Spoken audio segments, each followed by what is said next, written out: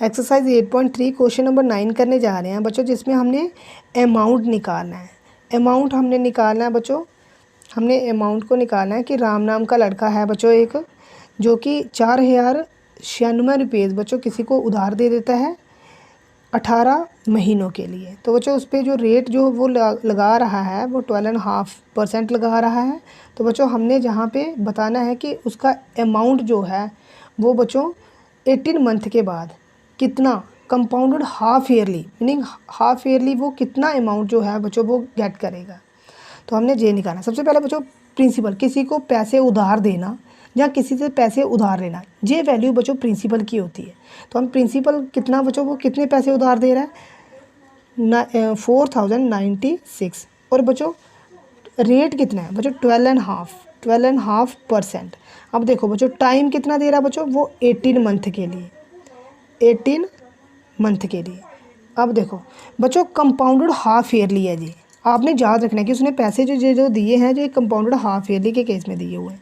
तो compounded half yearly के case में बच्चों हम क्या करते हैं, आर को 2 के साथ डिवाइड करते हैं, लेकिन डिवाइड करने से पहले हमें पहले इस मिक्स्ड फ्रैक्शन को सॉल्व करना पड़ेगा। तो बच्चों जो 12 2 24 और 125 नीचे 2 हो जाएगा। अब देखो बच्चों हमारा रूल है कि जब भी कंपाउंडेड हाफ ईयरली के केस में हम क्या करते हैं, इसको 2 के साथ डिवाइड कर देते हैं। तो बच्चों जो 25 नीचे 2 या 4%, ये इसका रेट की वैल्यू आ गई।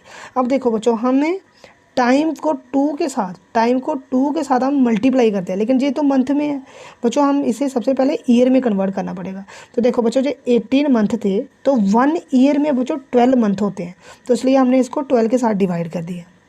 अब देखो बच्चों जो दोनों टर्म जो है, दोनों जो नंबर है जो 6 के टेबल में आते हैं, 6 3 या 18, 6 2 या 12, तो बच्चों जो 3/2 आ गया।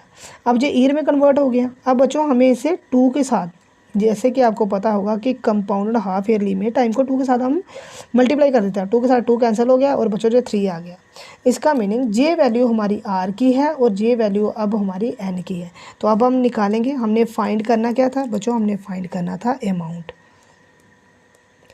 जो कि होगा P this equal to 1 + R नीचे 100 की पावर n। तो प्रिंसिपल हमारे पास बच्चों 4096 मल्टीप्लाई 1 प्लस ये बच्चों 25 नीचे बच्चों आएगा इसका 4, और देखो बच्चों फार्मूले का 100 तो आएगा ही आएगा, और आर की वैल्यू ऊपर एन की वैल्यू बच्चों 3 है। अगर आपको पता होगा 25 का टेबल अगर हम 4 तक पढ़े तो बच्चों हमारा 100 जो है जो है ये कैंसिल हो जाएगा बच्चों, जो 4096 आ जाएगा दिस इक्वल टू 1 प्लस जे 1 नीचे 4 मल्टीप्लाई 4 बच्चों 16 होता है, इसकी पावर 3 आ जाएगी। अब देखो बच्चों जहाँ पे ये आ जाएगा 4096, देखो बच्चों अगर हम जहाँ पे 16 और +1 17 करेंगे तो ये हो जाएगा बच्चों 17 नीचे 16 का क्यूब। अब बच्चों हम क्या करेंगे, अब हम करेंगे 4096 मल्टीप्लाई बच्चों देखो 17 मल्टीप्लाई 17 मल्टीप्लाई 17 बच्चों नीचे 16 16 और बच्चों 16, ये बच्चों हम यहाँ पे नीचे डिनोमिनेटर में लगा देंगे। अब देखो बच्चों अगर आपको याद होगा तो बच्चों 4 4 या 16 होते हैं, और जे भी बच्चों देखो ये 16 जे भी बच्चों 4 के साथ डिवाइड हो सकता है ये नंबर। आपने कैसे बच्चों पता लगाना है, अगर किसी भी नंबर को अगर उसके 2 डिजिट लास्ट वाले 2 डिजिट बच्चों 4 के साथ डिवाइड हो रहे हैं, इसका मीनिंग वो पूरा नंबर जो है बच्चों वो 4 के साथ डिवाइड हो सकता है। तो देखो बच्चों मैं 4 के साथ इसको डिवाइड करके देख रहा हूँ।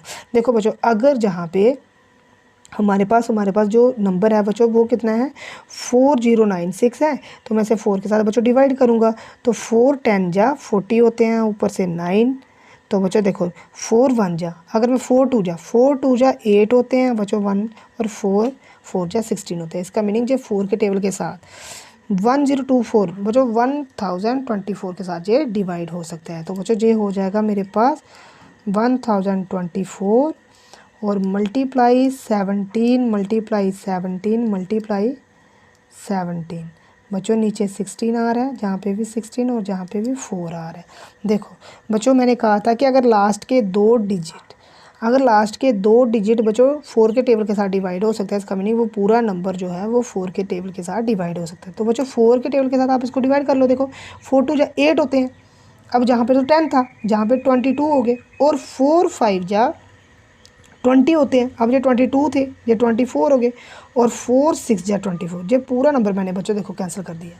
आपको जिस तरह से भी आपको आता है आपने उसी तरह से करना है। तो बच्चों देखो मेरे पास जहाँ पे क्या वैल्यू बन रही है, ये बन रही है 256, जहाँ पे बच्चों 17 मल्टीप्लाई 17 मल्टीप्लाई 17, और बच्चों देखो नीचे 16, और जहाँ पे भी बच्चों 16, क्योंकि 4 तो कैंसिल हो गया, एक के नीचे आप बच्चों 0 लगा सकते हो, 1 लगा सकते हो। तो देखो बच्चों अब मैं इसे ये ऊपर वाली साइड पे बच्चों करने जा रहा हूँ सॉल्व। देखो बच्चों हमारे पास 256 आ रहा है। देखो बच्चों मल्टीप्लाई 17 मल्टीप्लाई 17 मल्टीप्लाई 17 आ रहा है। देखो बच्चों नीचे 16 मल्टीप्लाई 16 मीनिंग 16 का स्केयर, बच्चों 16 का स्केयर आपको 256 मिल जाएगा। देखो बच्चों 8th क्लास में चैप्टर है स्केयर एंड क्यूब रूट, ये आपको कंपेयरिंग क्वांटिटी में करना ही पड़ेगा। अगर नहीं आपने किया होगा तो बच्चों आपको मल्टीप्लाई करने में बहुत टाइम लगेगा। स्केयर और क्यूब इसी कारण तो पहले चैप्टर आता है बच्चों, आपने वो करना ही करना है, ठीक है। देखो बच्चों अब जहाँ पे सीधा डायरेक्ट हो जाएगा, 17 का क्यूब जो होता है बच्चों वो 4913 मतलब 4913 होता है। तो बच्चों यही हमारा अमाउंट था। बच्चों इस चैप्टर में आपने याद रखना है जितने भी आप स्केयर और क्यूब कर लोगे ना बच्चों, मिनिमम आपको 20 स्केयर और 20 क्यूब होने चाहिए बच्चों, तभी ही आपकी कैलकुलेशन जो है बच्चों वो फास्ट तरीके से एज कंपेयरिंग क्वांटिटी में जल्दी जल्दी होगी। तो आई होप कि आप इस क्वेश्चन को समझ पाए होंगे। Thanks for watching.